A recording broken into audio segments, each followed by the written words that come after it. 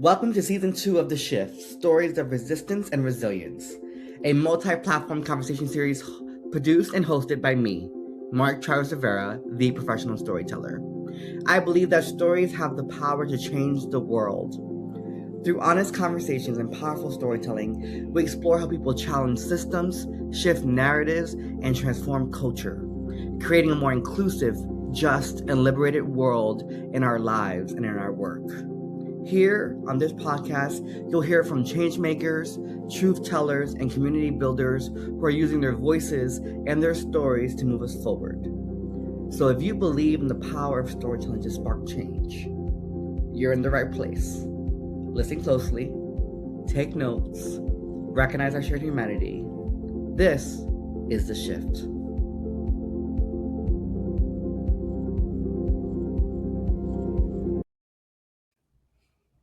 I can't believe it's 2026, and we're officially on Season 2 of The Shift, Stories of Resilience and Resistance. I don't think that's the right proper name. All right, I'm going to pause again and try to get my fucking life together, because the full title of the podcast is not that. It is Stories of Resistance and Resilience. I'm pretty sure that's what it is. But I'll get there.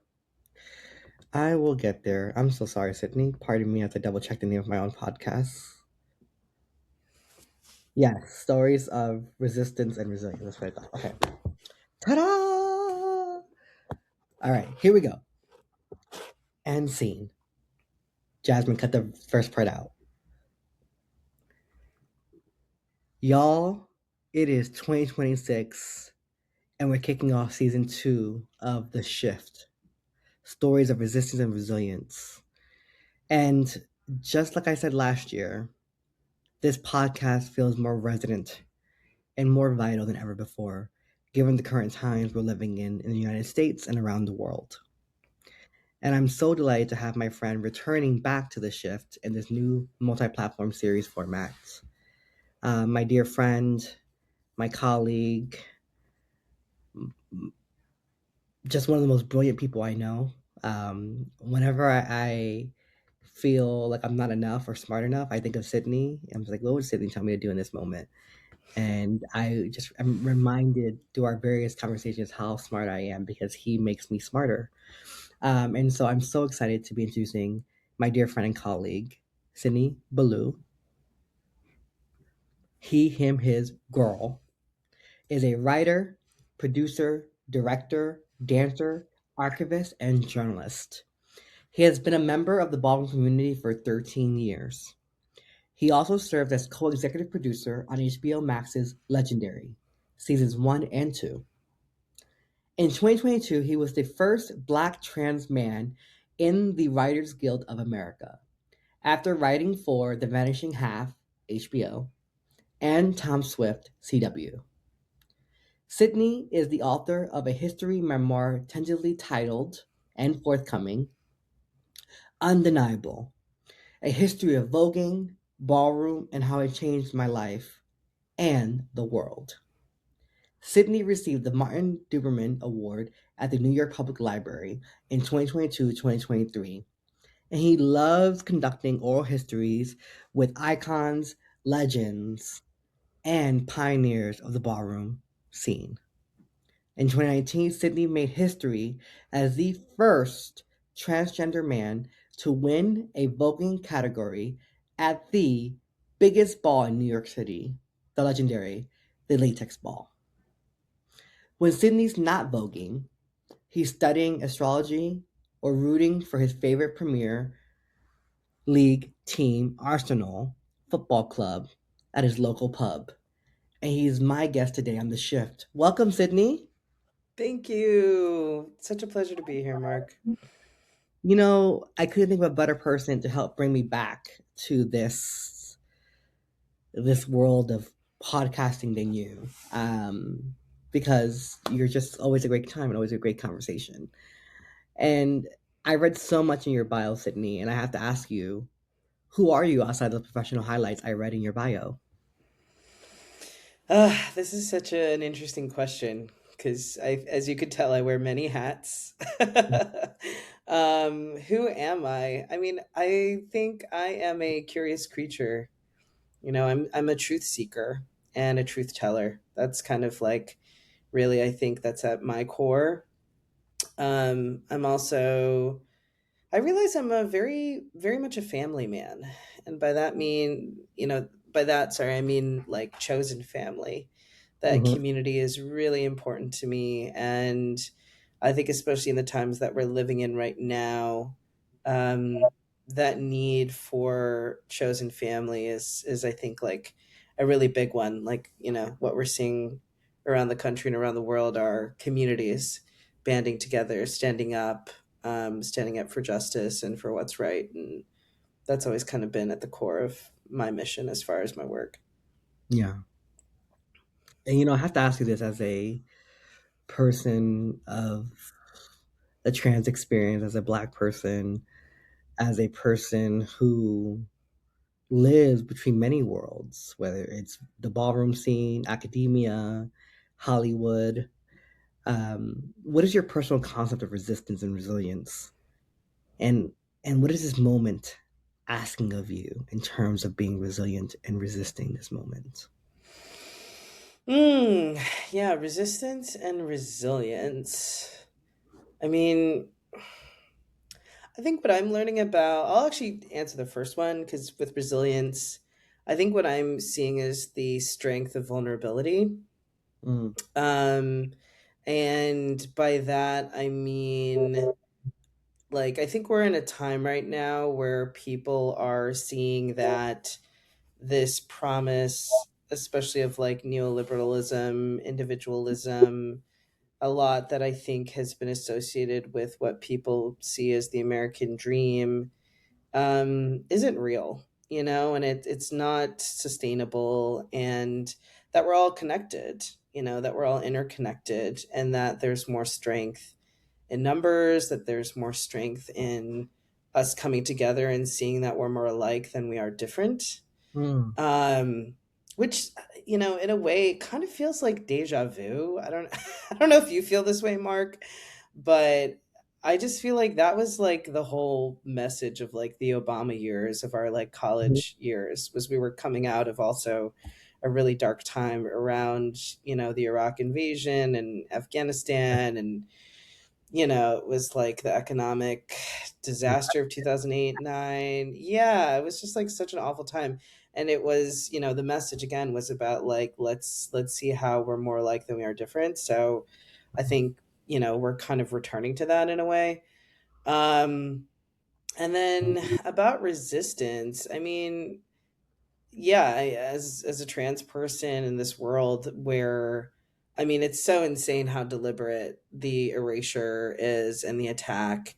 Because I will say, especially with everything that's going on in Minneapolis and after the deaths of like Renee Good and Alex Pretty, like, um, the fact that like the Department of Homeland Security tried to label these people as domestic terrorists Yeah, is just like obviously insane, but it also reminded me of the report that had come out that the publication had reported on, that like trans people were being labeled as domestic terrorists, that there was like an internal report in the FBI stating this. And then you're just like, okay, so, we're all being lumped into this. yeah, Sorry. because you know what that means, right? When they label someone a domestic terrorist, suddenly a lot of their constitutional rights can get trampled on, right? Because of the Patriot Act and all the different things that happened in post 9/11 America, where if you label something terrorist, domestic or not, right? Suddenly we have less rights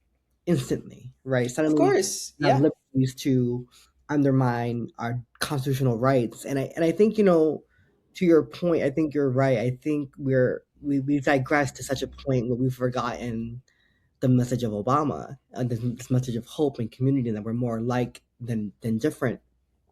And that's why more now than ever, I keep telling people, like, don't don't deny what your eyes are seeing just because the government is lying to you. Like, don't, just because they're calling someone a domestic terrorist, just because they're saying something, but you can see what you can see, right? There is in these videos you see them from different angles. They're splattered all over social media, right? And there's all this critiquing and analyzing of these videos. It's like say what you want about these people in their death, but you can't deny what people are seeing, right? Like Yeah, we're that's seeing, yeah. I mean, to your point, Sarah, if I may jump in, yeah, like it's a thing of like who's controlling the narrative, right? And like you have people in our federal government who are trying to, again, like by labeling you in this certain way, othering you, and then this othering is then free license for people to say disparaging things. What I find really fascinating about all this, though, is that it's a callback to Black Lives Matter, because that was the same thing with all of Freddie Gray or all these people who were killed at the hands of police. Is that the narrative about them that was being spun after the fact was, oh, well, they were a thug, or somebody who was, again, unworthy of human rights, of constitutional rights, of all this stuff. So I think that's what I mean of like what I've been seeing is how we're all connected. Like people thought it was just about Black lives. It's like, no, that was like the tip of the iceberg. Like, and I think that's the thing that's what's, or to me, that I find particularly fascinating is like these were two white cis people, one woman who was queer, one guy who was straight. And they, it shows like, yeah, these systems of oppression, it's not just about Black people, it's not just about immigrants, that these are just like fronts for just the loss of like our rights. police And our bodies. Their goal is to police all bodies, yeah, oh right? yeah, oh yeah, exactly, So exactly. when you have that evil woman named Christy Nome literally lying in a press conference that this person had pulled out his gun, that he was going to use his weapon. Meanwhile, there's video evidence showing that an ICE agent removed the gun Hmm. at least 10 seconds before the first shots were fired, right? So at this point, he had no way of accessing that gun, that his weapon, that he had a permit to carry. And I think to your point, and I'm hearing a lot of folks on social media, especially my Black friends, saying, "We told y'all," Hmm. and some of them are saying, "I'm sitting this one out," right? And I'm just like, yeah, you can't blame them. And then you have people saying, Black folks shouldn't be sending this out. Like, we need to support each other. Well, where the hell were y'all when they were out here protesting for George Floyd and all these people that were murdered at the hands of police, Breonna Taylor, right? Sandra Bland, all these people. And you all kept saying, all lives matter, all lives matter. Yeah, they said that. But because you didn't think that Black lives mattered, because you thought that you were going to be the exception to the oppression, Right. you didn't join in that movement, And I right? would say now is the all lives matter moment. Where are those all lives Right, matter people? Because right. we are literally here at all lives that are under attack. It's like, And now they're saying they're crickets, right? Because right, of now what they're course. saying is because what they really were trying to say when they said all lives matter was all the lives that align with our Christian nationalist, white, hetero, patriarchal, white supremacist framework is what matters to them. Yeah, I mean, and it's interesting you say it too. It's so sad because like TikTok right now is like on the fritz after being bought over by, a Trump supporting group like Oracle. But that was also something that I noted was that there was a lot of discussion on there about um white Christian nationalism and truly like the idea of insiders and outsiders, that there are only some people whose lives are worthy or worth saving, or there's good people and bad people, very much like this like binary way of thinking about the world. And that's what, it's part of why you have these crickets. It's also that I think right now people are exhausted, everyone's tired, everyone's overworked in this country, underpaid. It's like inflation is crazy. People are not able to pay their bills. Cost of living Um, is so high. cost of living is high. I mean, there's just so much, and it feels so overwhelming. To kind of come back to your question about resistance. Resistance is also like taking care of yourself, Mhm. especially if you're somebody who's like hyper marginalized, like literally. I mean, I'm amazed that just being myself is somehow a threat to the world, or at least the powers that be. Right. um, but I also will say, I was, because I was like in a group chat with a bunch of friends, and we were chatting about how, like, to me, it's always these moments, where it seems least possible that it Mm, is most possible for change. So that mm, is like one thing I will say, is that the whole point of all of this, one, is to distract us, right? Like, even people getting into the details of like, oh, the angles and this, that, and the that is not the point of this. Like, we shouldn't even be at this stage. And that's kind of the point of, I would say, this administration, is to get you caught up in the details instead of seeing the larger picture, yeah. which is that, this is not the way that our federal government should be behaving, that people have a right to life, that immigrants have a right to be here. There's like so much stuff Yeah. that can be said. There's so much intentional cruelty everywhere, right? That's how I describe ICE in my message I wrote out last week around intentional cruelty is the point. Yeah. Because when you have this much cruelty happening and you have this much information coming out, everyone's nervous system is just shot. Everyone's just like either they're totally checked out and disengaged, so they're not actively learning to resist what's happening, or they're so inundated with information and seeing all this stuff happening that they're so frozen and so overwhelmed that they don't even know where to begin, right? And there's so much cruelty. And it really is all a distraction, right? From him trying to undermine our democracy, underdo our constitution, not release the Jeffrey Epstein files, not Yes. comply with federal laws. He's undermining our global alliances, right? Which, I mean, you and I were children when 9/11 happened. Yeah. And our NATO allies stood side by side our soldiers in the Mhm. Afghanistan and Iraqi war in the fight against the global fight against terrorism, right? Which was also, again, the government lying. Right, right. Literally, 9/11 George did W. happen, Bush lied to the right? entire international community Yes, Bush and lied called, about yes, literally, there were no weapons of mass destruction. yes. Colin Powell, But like, 9/11 he did just, happen, right? Just because there's a lot of 9/11 did happen, yes, but I there's just a lot of also just want conspiracy to about that. note, I just wanted yeah, to I just want to note the thread, though, yeah, because this theme of let's lie, distract so that we can yeah. extract Well, that's what he's resources, doing in Venezuela now, right? The whole Venezuelan conflict is about that. It's all of about it. extracting oil. Even Greenland, none of this stuff, it's all distraction. It's insane. And like you said, it's meant to overwhelm you. And there's like overwhelming evidence of this is what fascist regimes do. This is what totalitarians do. It's Even bananas. the bullshit around the Kennedy Center, right? It's like you All of are it. so self-absorbed that you want to what? Add I your name know. to buildings and shit and try to change monuments. And it's like, bro, what are you doing?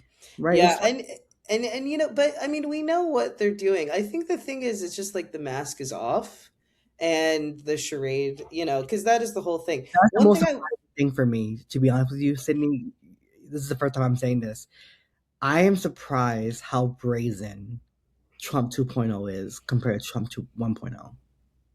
Yeah, I mean, but he even said he could shoot somebody on Fifth Avenue and no one's going to do anything about it. And I think, okay, but this is what I do want to say though. Okay, because we're talking about macro politics, we're talking about the world on a larger scale. Obviously, it does affect us personally, and I'm even seeing ways. It was so interesting. I was talking to some friends. Like, I love to watch sports. I've even noticed like the lack of sportsmanship in a lot of things recently, where, like, for example, at like the national college football game, like the losing team Miami, the lead quarterback, he didn't shake the hand of Carlos Mendoza or any of the team members who won, walked off the field. Same thing, Naomi Osaka played, this tennis player before, like at the Australian Open, and this woman was salty when she lost. And it's just interesting because it's like, it has these impacts on us. Now, one thing I will say, just to bring it back to the kind of individual local level, something that I'm also seeing, because, I think, and this kind of maybe goes into my story a bit, around Thanksgiving, right? Oprah had that special that she did on family estrangement. Mm. And it was a conversation about people who've gone no contact with their family members. I think there was I a haven't bit of a converse. seen that Sorry. yet. I haven't seen Sorry. that yet. Oh yeah, it was trending all over TikTok. I mean, I Oh. definitely tuned in. And, part of why I tuned in is like I'm estranged from my family. I went no contact. A lot of this past year has been me really like, we're talking about this book that I'm writing, which is a memoir history. And I've like done extensive research on ballroom culture, history, and the nuts and bolts of that. But I also really have been doing like a deep dive on my own personal excavation, my own truth seeking. And for me, I was raised in a home of narcissistic abuse. Both of my parents were narcissists and were incredibly horrific as far as their parenting goes, and the relationship to each other. And one thing that I note, especially, we're talking about TikTok, there's like a whole section of TikTok that was just on people healing from these destructive family systems, narcissistic abuse, that Yeah. whole discussion, which has exploded in the past like 5 to 10 years. Mm. Like I know Dr. Ramini, she's like a really big name in the field, and she was talking about this, that she had been studying this for a while, but it's only more recently that people are talking about that. And I Yeah. say it because what we're seeing, I think, on an individual level, which I also think is kind of happening on this macro level, is people are done with putting up with things because it's tradition, because we don't want to speak up, because like this is what a family is, or like all of this stuff. It's like, no, we're not doing this anymore. We're choosing ourselves, we're choosing to heal. Mm. And that means getting rid of these toxic systems. That means saying no more to this kind of behavior. And I say it too, just because it was so interesting. I saw Vanity Fair, right, when they ran that piece about all these people in the Bush administration, and there was like a hullabaloo about it. And, one of the lines from his chief of staff was that he, The quote, Trump administration. I'm sorry. You said yeah, from Bush. the Trump administration. Yeah, this was the piece that ran last year that was kind of like trending. And the And photos, one of like the things, sorry. the headshots, the pictures. It was like, Oh who? yeah, no, these like, yeah, very, and again, it's like whatever, there's layers, because it's like if you know that photographer, that's how that person takes his photos. Yeah. But one thing that I found so fascinating was that the what was it, the chief of staff for Trump literally said that he, quote, behaves like an alcoholic. And if you know anything about recovery, or, for me, for example, like part of my healing has been that I am in Al Anon, which is for friends and family of alcoholics. Mm. And it's not because my parents were drinkers, but it's truly because I know, at least on my mother's side, there is like a family history of like alcoholism that, because my mother's from Trinidad and Tobago, my grandmother used to run a rum shop. Everybody had a stint working there. And a lot of the narcissistic behaviors, a lot of the like toxic behaviors of my mother were that of an alcoholic. Mm. And I just find it really interesting that, and if you look at like like the way alcoholics behave, again, narcissistic abuse, there's a lot of overlap. Mm. And, I think for boomers, for Gen Xers, these are people who are used to behaving badly and are used to having other people pick up the slack. And our generation, especially, is a generation that is like, no, we're not doing that. We're not doing business as usual. We're Yeah. not, accepting crumbs. We want to heal. We want to have real, authentic relationships with people. And if you're not on that level, then you have to go. We want accountability. Yeah. If there's something that's new, I would say in the moment that we're living in, it's like, no, you can't keep getting away with these things. I think it's also kind of ironic because we're younger. We're like, why are we the adults in this situation? Why? Now the uncles and aunties. Yeah, we are definitely. I know, but you're looking at like, people in their 60s and 70s of like, why don't you have the tools, Yeah. Well, and I think, and you bring up a really good point around generational differences and the way we perceive things. And I think that also, we also just have a different tolerance level, I think, for bullshit. And I think that Yeah. you and I came up at a time when we don't want to tolerate this bullshit anymore. We don't want to Yeah. tolerate, like, we give you grace, we help you, we teach you, you have all these access to all this information on the World Wide Web. What do you mean you don't know about trans people? What do you mean you don't know about black people? Like, there's no reason not to know these things if you genuinely care to know. And I think that for too often or for too long, we've been allowing mediocre people to be leaders in this country. Mhm. And our state level and our local level and our federal level, and it's having real implications. Like, this is what happens when you have an idiot as president of the United States, right? You can say a lot of things about Bush's policies. You can say a lot of things about the war and Dick Cheney and all these things. But the first thought that would come to your mind wasn't that they were idiots. Well, I don't know about that because I again, mean, Bush, but Trump. there's In like, hindsight, Trump makes him look like he was a genius. But but I what I'm saying is remember that, the is our children learning? I remember, yeah, the No Child Left Behind policy, yes, he had bad policies, yes. No, no, But this, no. Like but I'm Trump, talking about on the day to day. It's and I'll let you finish your because I want to I hear was the gonna rest of say what just you're going to the say. But level of stupidity that Trump embodies. I yeah, mean, but yeah, I mean the thing is, I'll say this with Trump, he's a populist. That's the thing is, and Trump sort of highlights, he exposes, because again, this is a thing that I think is so beautiful, or was, RIP TikTok in America, were people waking up to the fact that the Democratic Party left working class people, poor people, in the dust. And to be fair, this is not breaking news. Like when I did my master's in urban planning,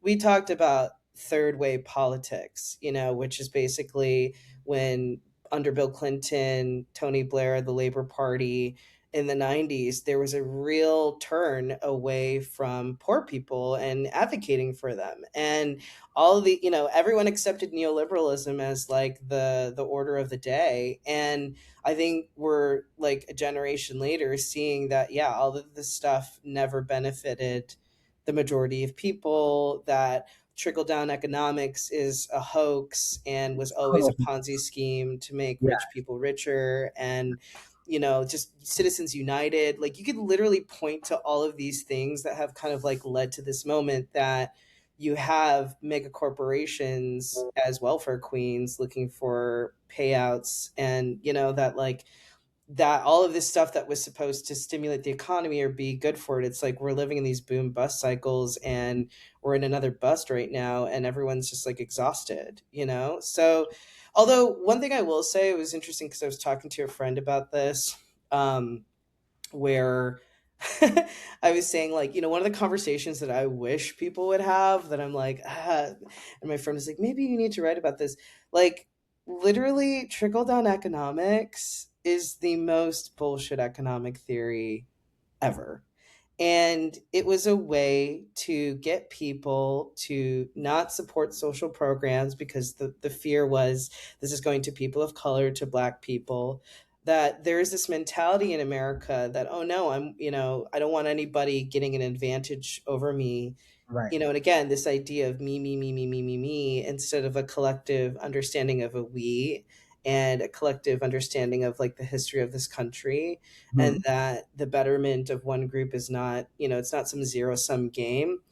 Um, and but what's interesting though is I was talking, it was like a friend of mine who's a lawyer, and she's like, yeah, we were talking about this in my tax law class. And the issue is the way to get rid of a theory, like good or bad, you need a new theory. And there have not been any new theories since trickle down economics. And I was just like, that is so infuriating, you know?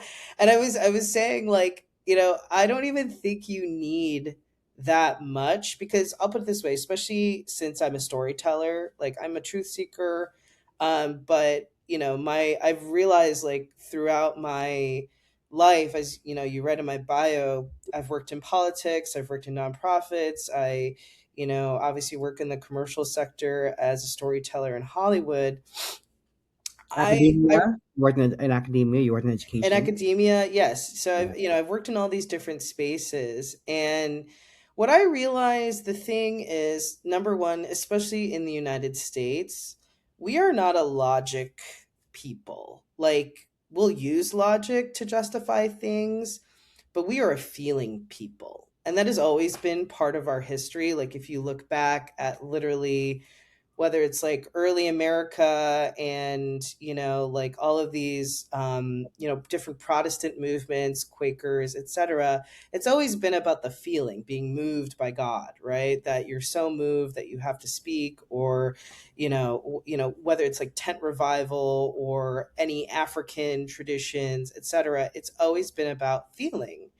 And that, again, to Trump's credit, like, part that was how he was able to tap into so many people. All these people in the Bible Belt, they're not reading books like that. They are feeling. They go to church to feel, and they want to know who feels their pain, and they want to feel better. The reason why people watch TV shows and watch movies is to feel.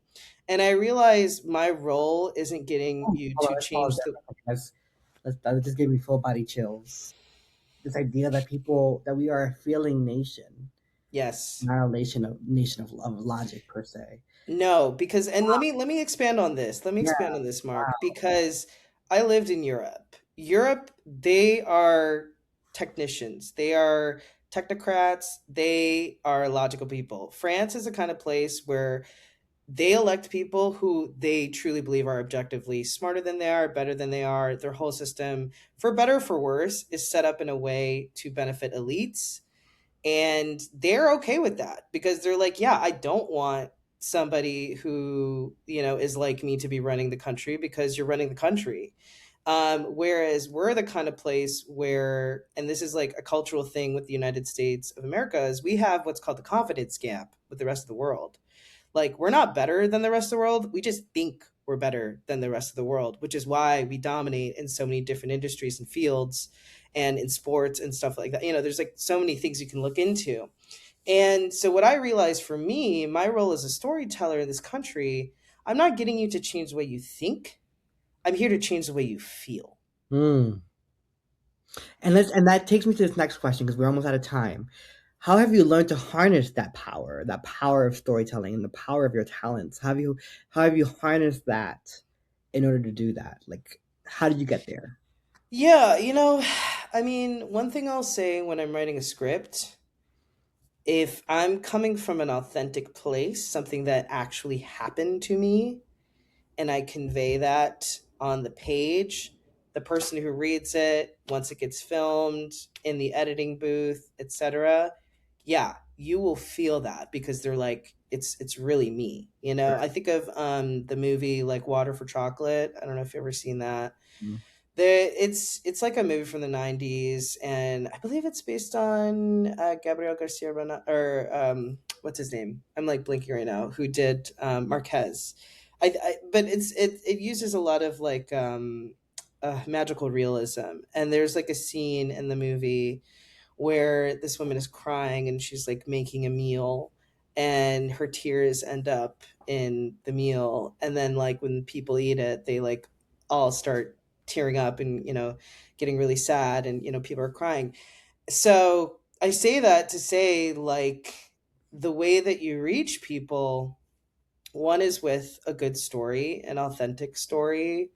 I think for me, I'm seeing in this moment the power of telling my own story, because I'm not gonna lie, like when I first sold this book like 3 years ago, I can't say I really, because I'm so used to not being heard and not being Mm. seen, not only in the world but even in the LGBTQ plus community. Like, our community also mirrors what's going on in the world. It's not like we're somehow Yeah. magically exempt from patriarchy or white supremacy or misogyny and sexism.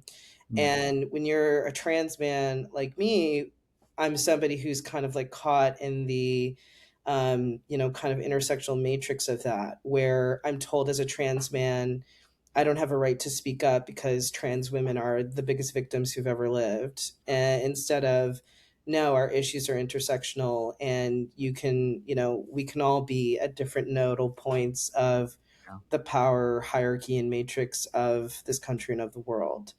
Um, And but also what speak I, about the harms that trans men endure.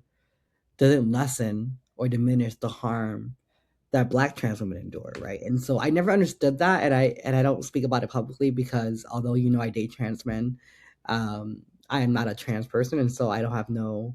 I guess my opinion matters very little in this context compared to other people's opinion like yours. But I just never understood that framing for me. It's never, Yeah, and you know what it is, Mark, is it's again, we were talking about the binary thinking, right? yeah. Like, and this is, I mean, my thing is, and I think that's also part of why I'm here, is to expose a lot of these truths. Because a lot of people don't want to look at themselves and say, ooh, I also participate in patriarchy, and actually I'm participating in white supremacy in these kinds of ways when I thought I was better than that. You Yeah. know? Because one thing I'll say is like, I've always felt like Trump is the amalgamation of America's shadow. He represents everything this country has not dealt with: racism, sexism, Oh, misogyny, pedophilia, sex trafficking, warmongering, yeah. colonialism. Allegedly. I don't want us to get sued. Oh no, I mean it's all of the above. But it's but like that's the thing is it's like there is all of this darkness that we have not truly processed as a nation. And you can point the finger at him, but there's four fingers pointing back at you. And Mm, that's been my thing, especially in the LGBTQ plus community, because we know, I'll say this, we know who are the people who have the most power: cis, white, gay, cis men, right? Who are the people, even right now, if you think culturally, socially, trans women have so much more social and cultural capital than trans men. Why is that? Why is that? And that's a question people don't want to answer, because then it exposes, again, gender hierarchies, it exposes misogyny. As a yeah, trans man, I was gonna say I often tell people when I do talk about this in private, not typically in public. I often say um, that trans women, just because they transition physically in some cases, does not mean that they were not socialized to be men. And so all that socialization, right, to be heard, to be seen, to take up space, to be dominate, to be in control, that doesn't just leave someone as they transition. hmm Right? right? Yeah. It's, Oh, yeah. It's still yeah, there. And you it's, know what? That's the other thing is, if you're a trans man or a trans masculine person, we know this. yeah, You look around at, and let me finish this point, Mark. You yeah, look around at our community. Who has the most platforms? Who gets to use the microphone? I mean, I'll never forget when I did coverage for the March for Black Trans Lives in New York. This was the really big one. Everyone wore white. This was during the pandemic at the Brooklyn mhm, Museum. There were no trans men who spoke on that dais that day. None. And I remember thinking to myself, and I asked the organizers, like, what happened? They're like, oh, there was this guy who was supposed to speak, but he backed out. And I was like, there were so many Black trans men around me when I was there who are community organizers who could have been pulled onto that dais. But you know what it was? They didn't care. yeah, Because to them, oh, the way that we get back at patriarchy is to punish trans men, trans masculine people. Those of us who lived as women were punished and oppressed as women, as lesbians, as bisexual women. And then you're going to like pretend that somehow you flip a switch and now we're the man. yeah, You have to be fucking kidding me. And yeah, I'll say this, Mark, there is a lot of tension. There is, we're talking about this like simmering pot of America within the queer trans world. There is a day of reckoning that is coming, yeah, I think, oh yeah, especially for people who are signed male at birth, because a lot of people are fucking sick of it and fed up. I am definitely one of those people, yeah, because oh I see so many, especially trans men and trans masculine people, harmed, people not caring, people pretending that abortion rights, all these questions around women's rights don't affect my body when they do. yeah, And really what I think is at the core of all this, and again, this is like the micro and the macro, you have a lot of people who feel like they are victims. And mm, because they are victims, that entitles them to victimize other people. mm, This is really what's at the core of all of this, because that's Trump's whole strategy is you're a victim, right? Like somehow now white people are a victim of the civil Right. rights movement, which is like the Right. craziest thing on Right. earth, From right? first was affirmative action. Now it's civil rights movement. Right. All these. Right? Yeah, you're oh right, you're a victim, right? And if you convince people that they're a victim, and mind you, that's also what I see for the movement around like trans women right now is this idea of trying to monopolize victimhood in our community and saying that oh you're a victim so therefore you get to either victimize other people or take up all of this space and can I say too a lot of this especially in the context of lgbtq plus history this I like we also see I see a repetition of the issues of the past where people are like isolating Marsha P. Johnson like she did everything. Excuse me. The movement for LGBTQ plus lives was always a coalition of people. That's why we have the fucking letters. Yeah. Okay. But and mind you, this is what people tried to do in the civil rights movement, try to make it all about Malcolm, all about Martin, all about one male figure. Yeah. And it disgusts me to see the way that trans women try and do the same thing and we try to erase people like Lou Sullivan. You know, we try and erase all of the like, you know, lesbians, bisexual women, people who have been part of this community who are Yeah. literally caring for people dying of AIDS, mainly gay, cis men, and trans women, right? Also, some trans men too, because there were also trans guys who died during that crisis, including people like Lou Sullivan, you Yeah. know, but like trying to erase us because they think that this is the way, this is the politically expedient way to Well, get that's to exactly what freedom. the cis, gay, and lesbian white folks did to Sylvia Rivera and Marsha P. Johnson when they booed them, told them to shut the fuck up at the first Pride riot. Right? It was this idea around we'll get to you when we get to you. Right? Right. Wait And your turn. Wait your turn. turn. Right? That And was also literally 20 years ago around gay marriage, right? Wait your turn, what? trans people. Wait your turn. Literally HRC throwing trans people under the bus around the Employee Non-Discrimination Act and saying, "Oh, just be quiet and Yeah. maybe we'll think about you in the future." It's literally Yeah. I mean, yeah, sorry, not Because to no, interrupt. because the idea that, and I get it, right? Because social progress has always been incremental, and I think part of the reason why we also got Trump is it was a direct white lash to 8 years of having a black president for the first time, Yeah. and all that hope and change and stuff.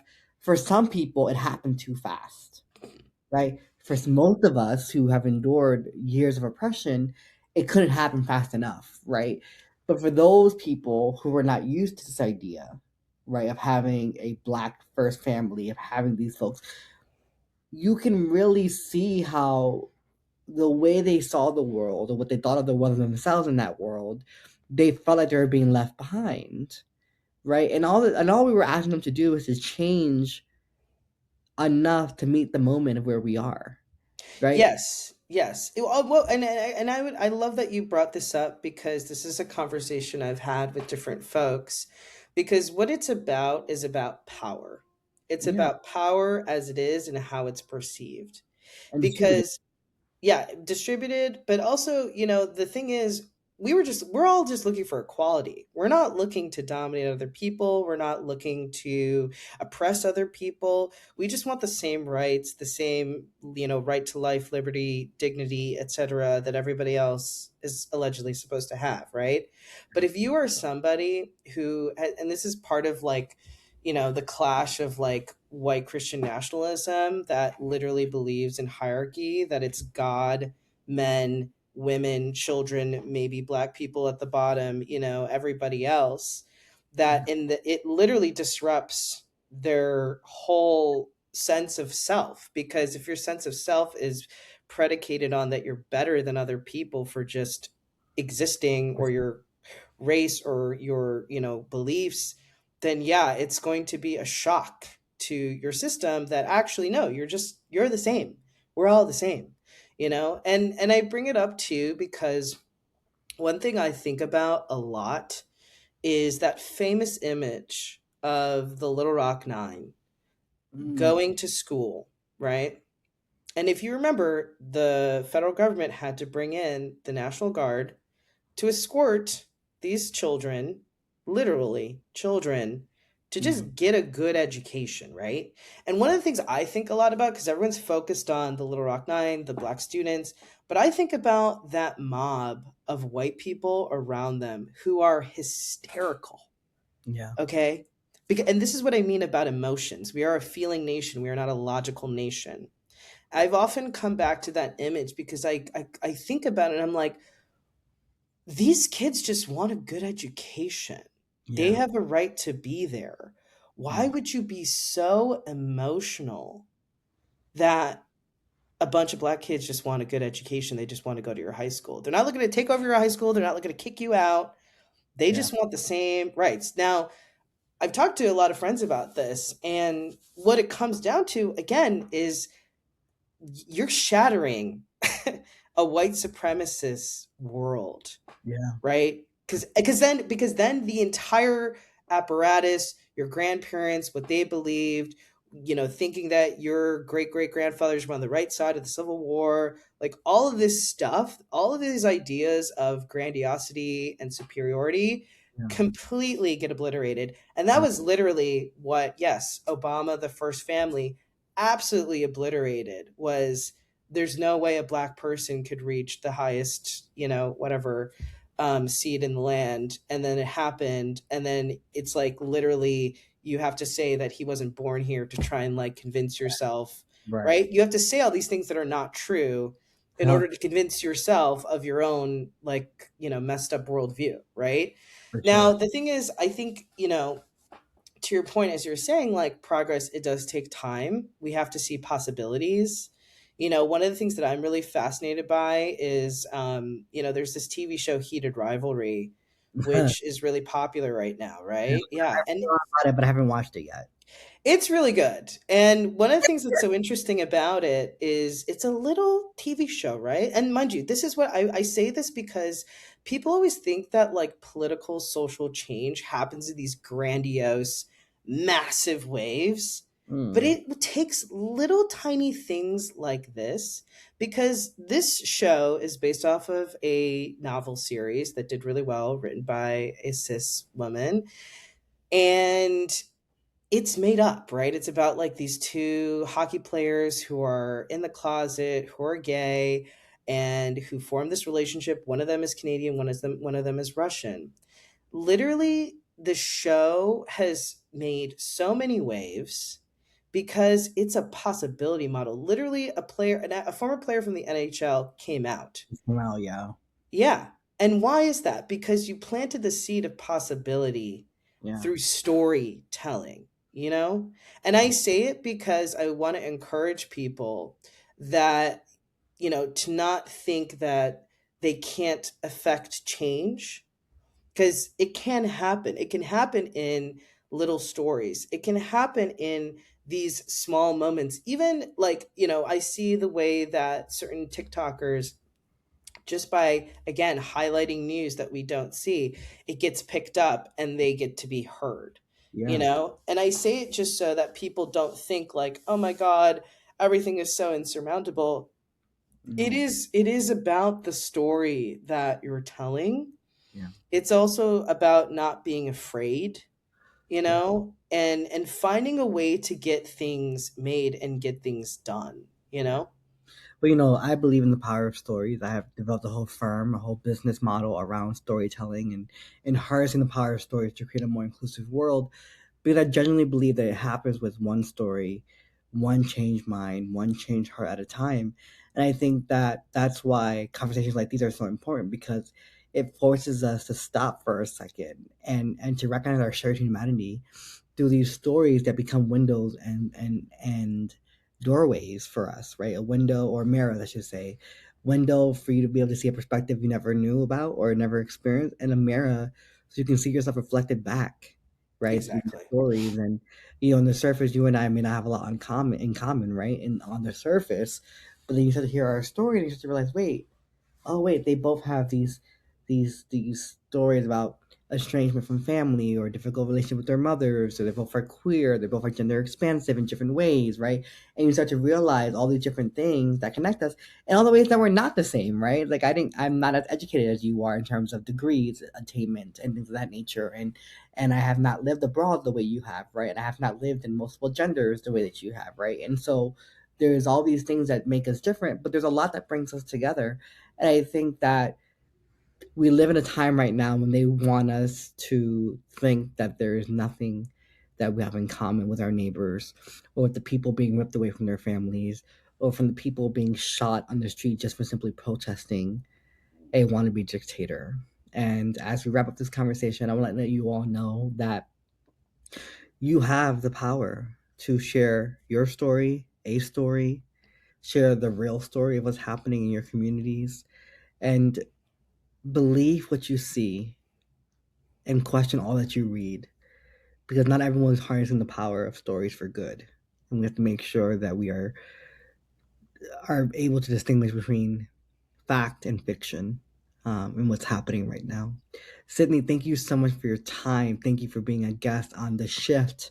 Thank you for being my friend. Thank you for always making me go aha and body chills and let me think deeper about that, or ooh, challenging me on this because I don't necessarily agree with that part of it. But I just always appreciate being in conversation with you. It's been over a decade since I've known you, and it never gets tired to me talking to you. Yeah. Thank you so much, Mark. And I appreciate the incredible work that you're doing, the way Thanks. that you're elevating voices, that you're creating spaces for very important conversations that folks need to hear.